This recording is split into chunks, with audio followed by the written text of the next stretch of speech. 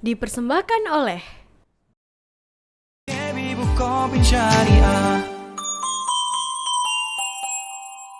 Assalamualaikum warahmatullahi wabarakatuh. Waalaikumsalam warahmatullahi wabarakatuh. Alhamdulillahirabbil alamin, wassalatu wassalamu ala Rasulillah wa ala alihi wa sahbihi wa mawala amma ba'du. Pemirsa Kolak yang ada di Universitas Muhammadiyah Jakarta, baik yang bergabung secara langsung maupun yang sedang menyaksikan saluran televisi Muhammadiyah atau di kanal platform YouTube atau sarana lainnya, semoga selalu dirahmati oleh Allah Subhanahu wa taala dan tetap semangat dengan penuh ketulusan menjalankan ibadah puasa Ramadan 1444 Hijriah.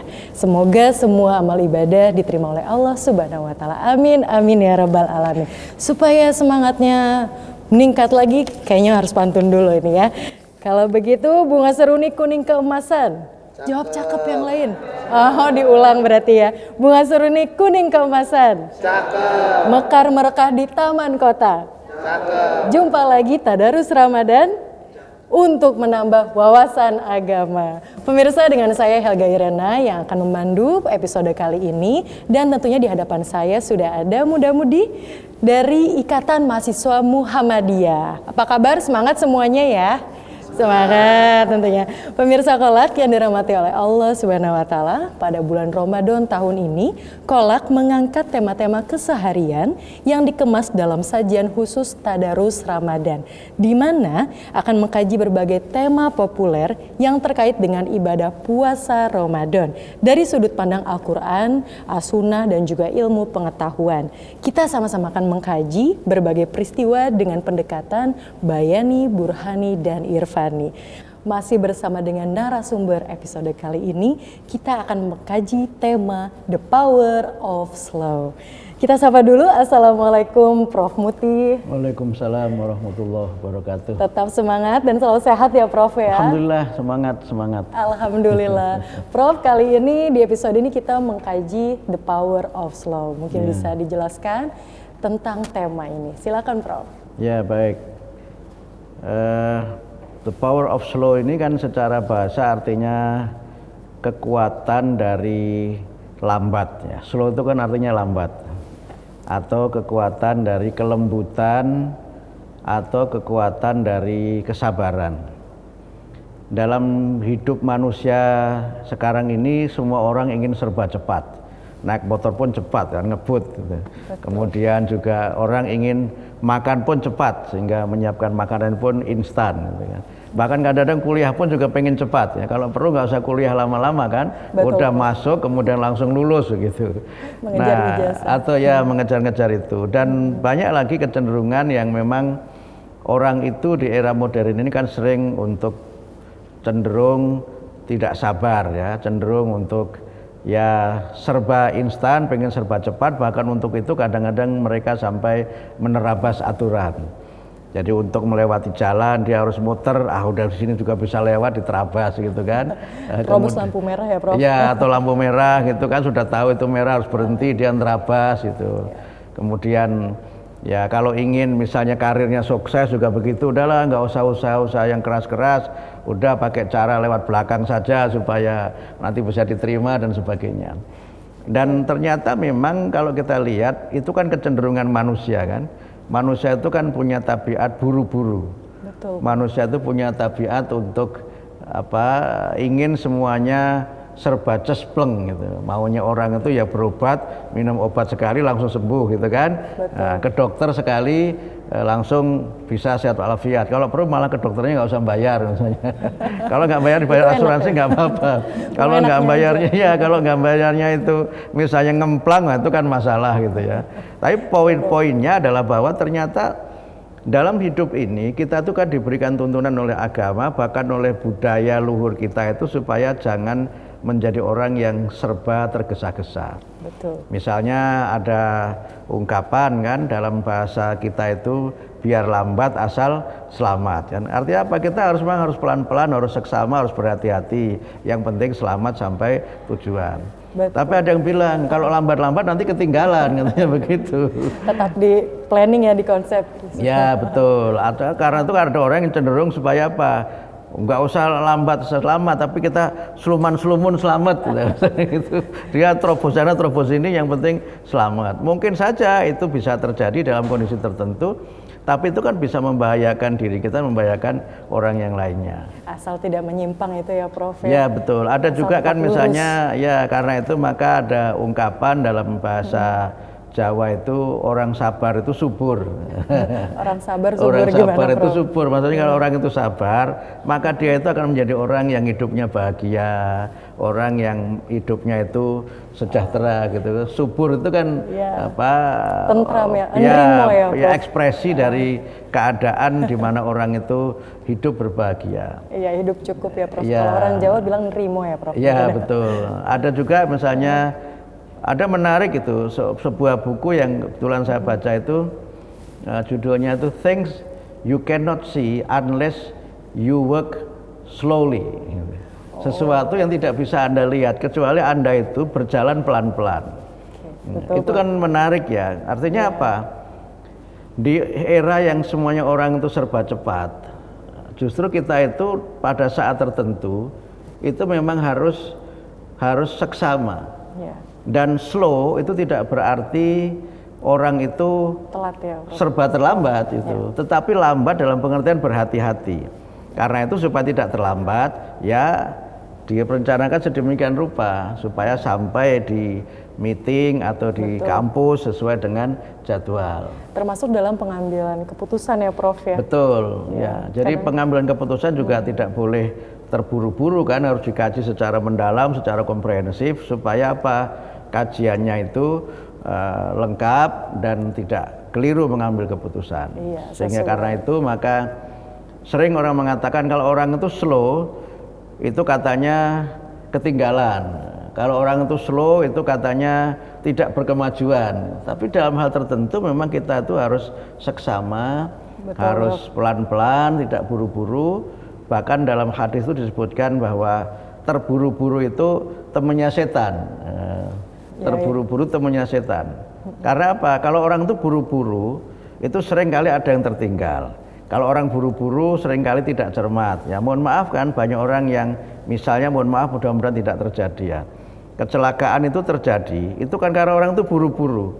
Ya dia tidak seksama, tidak tengok kanan, tidak tengok kiri. Jadi tidak gitu. fokus ya Prof. Bahkan pelanggaran, misalnya mohon maaf ya, orang itu menerabas aturan dengan cara kolusi. Itu kan karena dia pengen buru-buru, tidak sabar.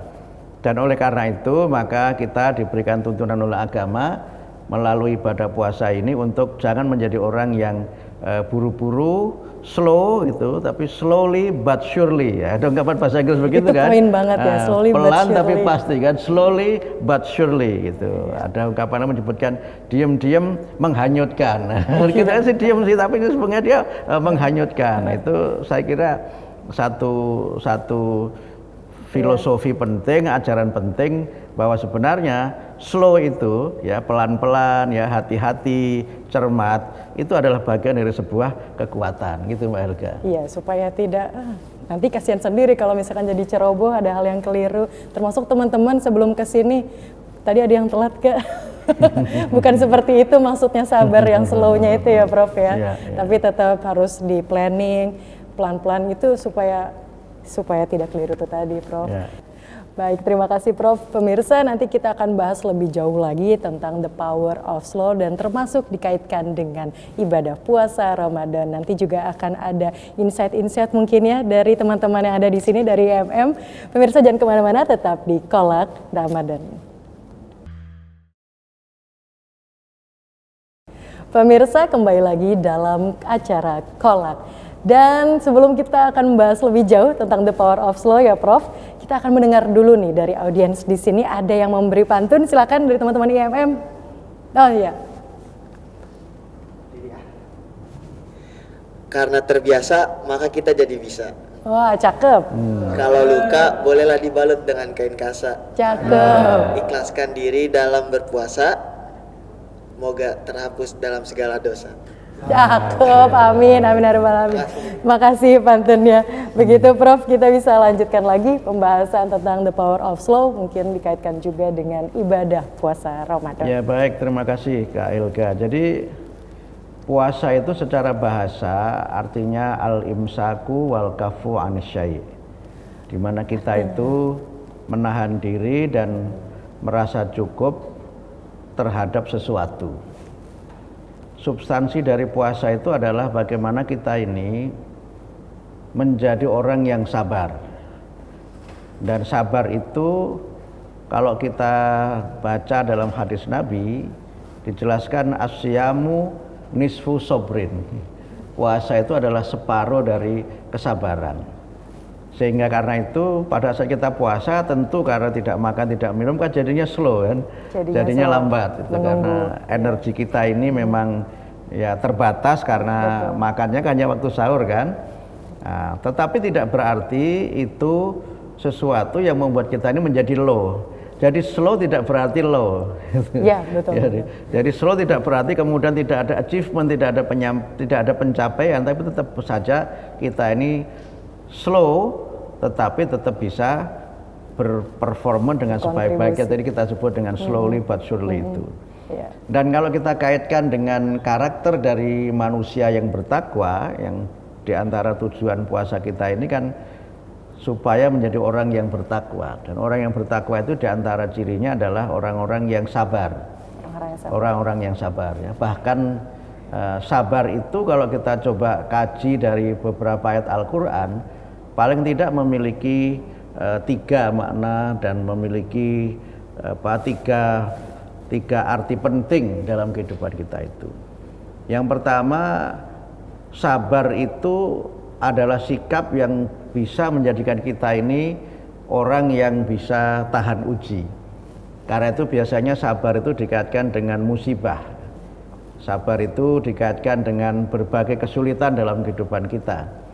Di Quran surah Al-Baqarah itu disebutkan walanabluwannakum bisyai'im minal khaufi wal ju' wa naqsi minal amwali wal anfusi wath thamarat wa basyiris sabirin. Jadi Allah itu menguji kita sekalian dengan sedikit ya, bisyai'im minal khauf ya, sedikit ketakutan, wal ju' sedikit kelaparan, wa naqsi minal amwal ya, rezekinya itu agak berkurang sedikit saja, enggak hilang semuanya tapi berkurang sedikit saja. Kemudian juga kehilangan ya sebagian dari orang-orang yang terdekat dengan kita, itu berat ya, wastamarot itu kan kehilangan buah-buahan, sebagian meninggal gitu. Tapi Allah berfirman, wabasyiris sabirin, berikanlah kabar gembira kepada orang-orang yang sabar. Karena itu biasanya sabar itu dikaitkan dengan berbagai kesulitan dalam kehidupan. Ya. Kalau saya bilang sabar dalam puasa Ramadan ya, kalau dikaitkan Prof, itu terapi juga atau berlatih terapi hati supaya itu nyambung nggak Prof? Bisa juga. Jadi sabar itu kan pengertian keduanya kan resiliensi. Resiliensi. Jadi sabar sering diartikan dengan passion kan, be patient artinya sabar gitu kan. Tapi juga sabar berarti resilient. Resilient itu artinya menjadi orang yang tahan uji, orang yang punya mentalitas yang kuat. Ya, kuat mental. Punya mentalitas yang kuat. Karena itu maka kita itu diperintahkan oleh Allah untuk minta tolong itu dengan sabar dan sholat ya. Wasta'inu bis-sabri was-sholah. Minta tolonglah kamu dengan sabar dan sholat. Ayatnya ada 2. Yang pertama disebutkan wa innaha lakabiratun illa 'alal khosyiin. Yang demikian itu sungguh sangat sulit kecuali bagi orang-orang yang khusyuk dalam sholatnya. Ayat yang lain menyebutkan wasta'inu bis-sabri was-sholah innallaha ma'as-sabirin. Allah itu beserta orang-orang yang sabar.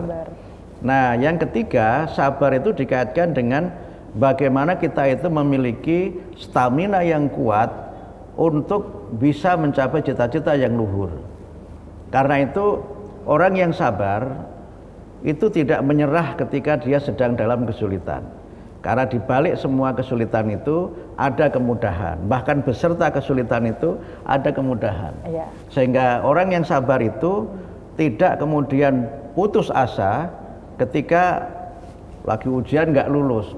Itu langsung ekspresinya itu luar biasa, langsung mental down. Ya, mental down, langsung ekspresif itu. Semua dimarahi gitu kan. Kemudian yang kedua, begitu gagal itu seakan-akan itu akhir dari segalanya. Padahal belum tentu kegagalan itu bermakna negatif. pada konteks tertentu justru itu menjadi bagian dari one step ahead untuk kita meraih sukses, satu langkah untuk kita sukses itu. Karena itu maka kita ini bisa menjadi orang yang sukses itu kalau saling menasihati dengan kebenaran dan kesabaran. Di dalam surat Al-Asr itu Allah berfirman, wal asr innal insana lafi khusr illal ladzina amanu wa amilus solihati watawasau bil haq watawasau bis sabr, kan, demi waktu asar, demi masa sungguh manusia itu berada dalam kerugian kecuali mereka yang beriman, beramal soleh, senantiasa berwasiat dengan kebenaran dan berwasiat dengan kesabaran. Karena itu kita diberikan contoh oleh Allah dengan beberapa kisah Rasulullah yang disebut dengan ulul azm itu. Ulul azm. Ya, Rasul ulul azm itu kan Rasul yang memang diuji oleh Allah dengan tugas-tugas yang sangat berat. Ya, ada 5 kan Rasul ulul azm itu. Di antara 5 itu adalah Rasulullah Muhammad Shallallahu Alaihi Wasallam. Sehingga kita itu diperintahkan untuk sabar seperti sabarnya para Rasul itu. Fasbir kama sabara ulul azmi minar rusul. Bersabarlah kamu sebagaimana Rasul ulul azmi itu memberikan keteladanan kepada kita. Ulul azm itu artinya apa? Orang yang punya azam, orang yang punya tekad, orang yang punya cita-cita, itu kan harus sabar. Tetapi dengan sabar itu dia tidak berarti tidak punya planning. Betul. Tidak berarti dia tidak punya strategi. Justru orang yang sabar itu dia merencanakan sesuatu secara bertahap. Merencanakan sesuatu dengan istilah sekarang KLH itu strategic planning. Strategic planning. Teman-teman di sini juga pasti menggunakan itu ya, strategic planning. Dan ciri pemimpin dan orang yang maju itu kan punya merancang masa depan. Iya, kalau betul. Saya tanya kepada Anda sekalian, Anda 25 tahun lagi itu mau jadi apa? Siapa itu, tahu? Iya kan, 25 tahun lagi mau jadi apa? Itu orang harus punya perencanaan jangka panjang. Betul. Dan untuk mencapai itu, orang tidak boleh menyerah kepada keadaan. Karena begitu satu tahap ini nanti nggak berhasil, tidak berarti the end of the world. Betul. Tidak berarti itu akhir segalanya. Tapi mungkin, ini mungkin tidak berhasil di sini, saya harus cari yang lainnya. Cari plan B-nya ya. Cari plan B-nya. Sehingga orang yang sukses itu bukan orang yang pengen langsung bahasa Jawanya cepat, itu langsung di puncak. Tapi untuk menuju puncak itu kan ada tangga. Nah, itu kan slow tuh, satu step kan, satu tangga. Tapi setiap tangga itu adalah tahapan yang kita rencanakan untuk kita menuju ke puncak itu. Nah, itu antara lain kenapa kemudian kita ini diajari oleh Allah untuk menjadi orang yang sabar. Dan sabar itu ya sebagian memang slow, pelan-pelan tapi pasti.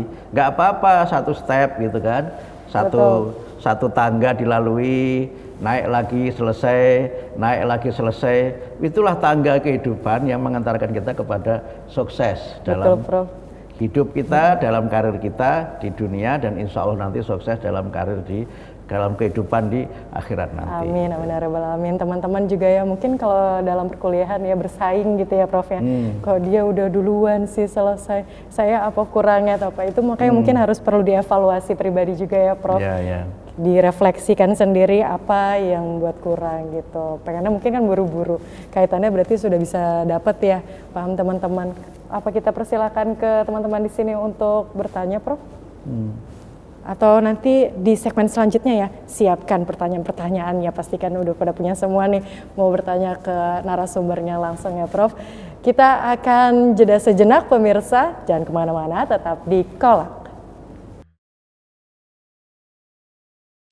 Pemirsa, kembali lagi dalam Kolak, kita akan lanjutkan pembahasan The Power of Slow. Untuk itu mungkin kita persilakan ya Prof ya, untuk teman-teman dari MM yang ada di sini untuk bertanya, disilakan. Siapa yang mau bertanya tentang The Power of Slow ya? Ya silakan. Baik, Assalamualaikum warahmatullahi wabarakatuh. Waalaikumsalam warahmatullahi wabarakatuh. Perkenalkan, saya Adi Prito dari salah satu kader dari Ikatan Mahasiswa Muhammadiyah. Izin bertanya kepada Prof. Ya. Kan kita itu dalam hidup sering mengalami naik turun kehidupan. Nah, bagaimana sih cara kita sabar ketika kita sedang turun gitu dalam kehidupan kita itu? Mungkin seperti itu Prof. Terima kasih.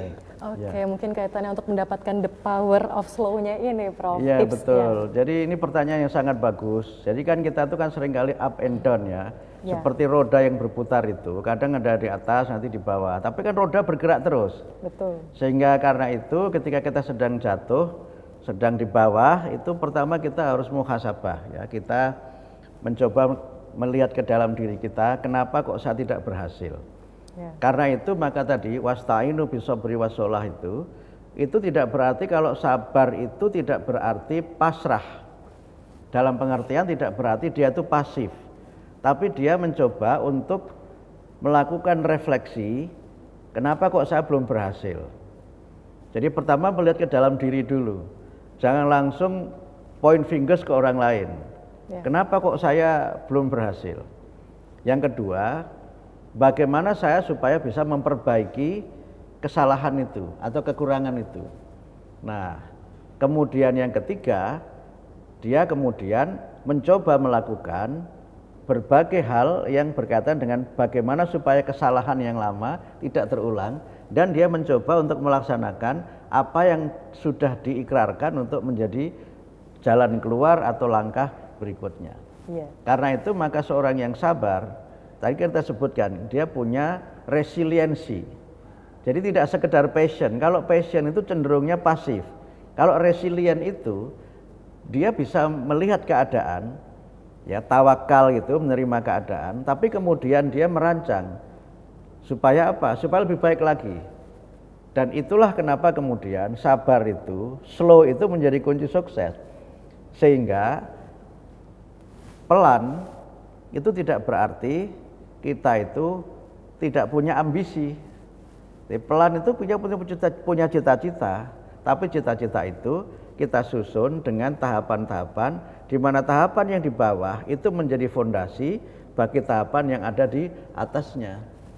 Karena itu ibarat orang sekolah, itu kan mesti dimulai dari sekolah dasar. Betul. Nggak ada kan orang kuliah, orang sekolah, orang belajar itu langsung kuliah kan nggak ada. Nah, karena itu kesabaran itu, slow itu mengajari kita bahwa every step is meaningful. Nah, bahasa kerennya begitu. Setiap tahapan itu punya arti. Ibarat orang main sepak bola, sudah menyerang itu kan semangat luar biasa ya. Tapi ada saatnya tiba-tiba dia menghentikan bola itu kan. Nah, begitu di depan itu mentok, tidak dia maju terus kan, bola dikirim dulu ke belakang, gitu kan, kirim dulu ke belakang. Kemudian baru kemudian ada peluang, mulai lagi ke depan kan, mulai lagi ke depan. Begitu mau nendang, ternyata nggak ada, dihentikan dulu bolanya, dibelokkan sedikit, ternyata ada ruang yang kosong.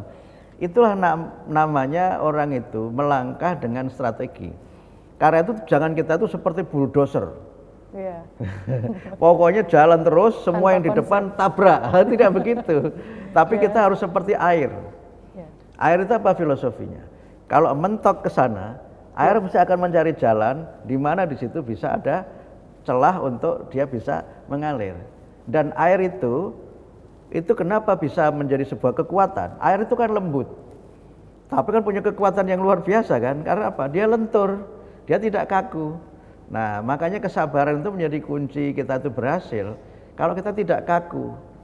Sehingga orang yang sabar itu, mohon maaf ya, misalnya ada di antara kalian yang mulai misalnya melamar pekerjaan, enggak diterima. Sabar. Ya kan? Enggak diterima itu jangan nyalahkan, oh ini sih yang uji itu enggak bener gitu. Atau gini Prof, kalau zaman sekarang, itu ada orang dalamnya. Dia ada orang dalam di situ tuh.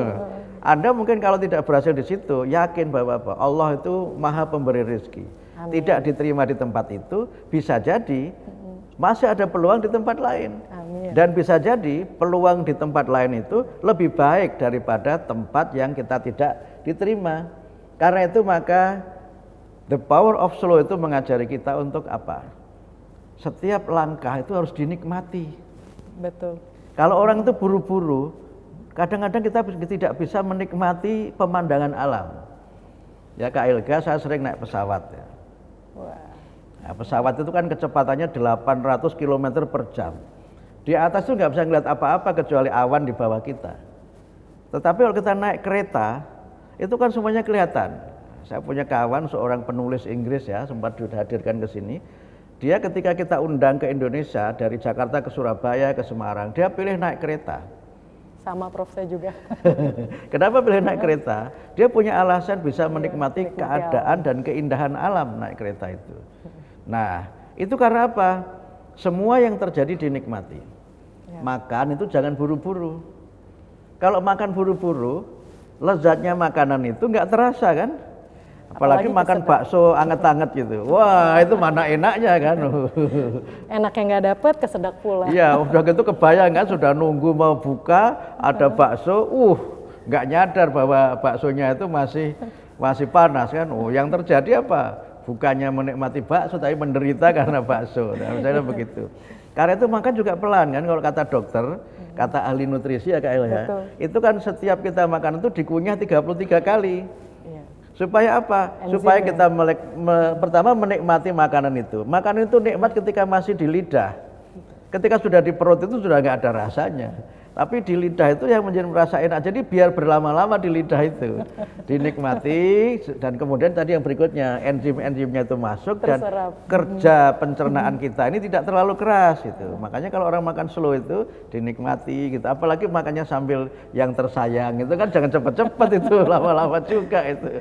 Tapi bayar ya, habis makan jangan lupa bayar. Jangan mau gratis. Nah disitulah kemudian tadi the power of slow itu bicara tentang betapa kuatnya kelembutan itu, betapa kuatnya kesabaran itu, dan betapa pentingnya kita ini sebagai manusia menjadi orang yang bersabar. Mencapai cita-cita itu harus bersabar melalui setiap tahapan dengan segala suka dukanya, dengan segala susah senangnya gitu kan, dihadapi semuanya. Kemudian pada waktunya kita berhasil. Tapi jangan pernah kita kemudian merasa gagal. Jangan pernah merasa putus asa hanya karena kita tidak berhasil mencapai sesuatu.